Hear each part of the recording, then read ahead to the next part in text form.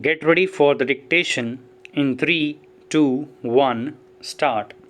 Supreme Court, after the promulgation of the Act for the first time in Saw Pipes Limited Supra, gave a thoughtful consideration to the phrase public policy of India for defining the same in furtherance of the intent of legislature.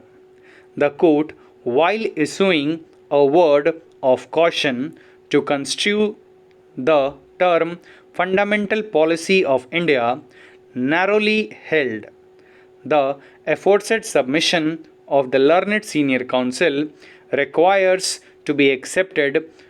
Stop.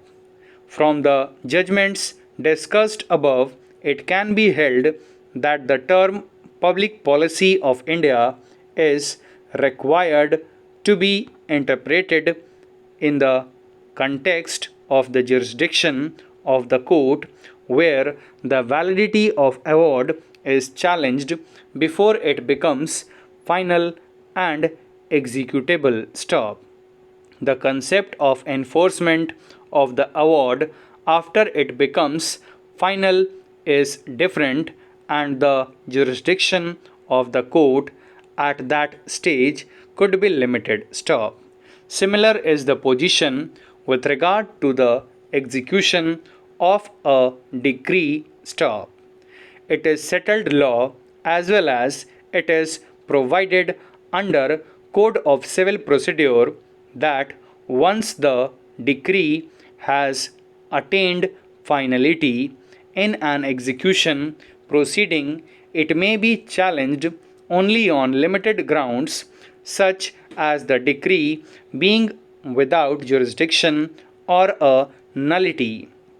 But in a case where the judgment and decree is challenged before the appellate court or the court exercising revisional jurisdiction, the jurisdiction of such court would be wider. Stop.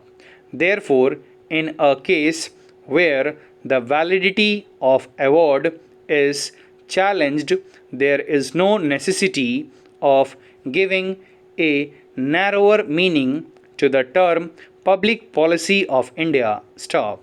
On the contrary, wider meaning is required to be given so that the patently illegal award passed by the arbitral tribunal could be set aside. Stop. If narrow meaning, as contended by the learned senior counsel, Mr. Dave, is given, some of the provisions of the Arbitration Act become nugatory. Stop.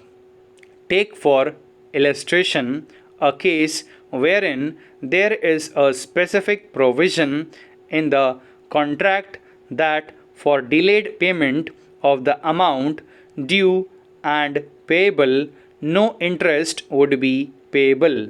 Still, however, if the arbitrator has passed an award granting interest, it would be against the terms of the contract and thereby against the provision of Section 28(3) of the Act, which specifically provides that arbitral tribunal shall decide in accordance with the terms of the contract. Stop. Further, where there is a specific usage of the trade that if the payment is made beyond a period of 1 month, then the party would be required to pay the said amount with interest at the rate of 15%. Stop. Despite the evidence being produced on record for such usage, if the arbitrator refuses to grant such interest on the ground of equity, such award would also be in violation of subsection 2 and 3 of section 28. Stop. Section 28(2) specifically provides that the arbitrator shall decide according to what is just and good only if the parties have expressly authorized him to do so. Stop.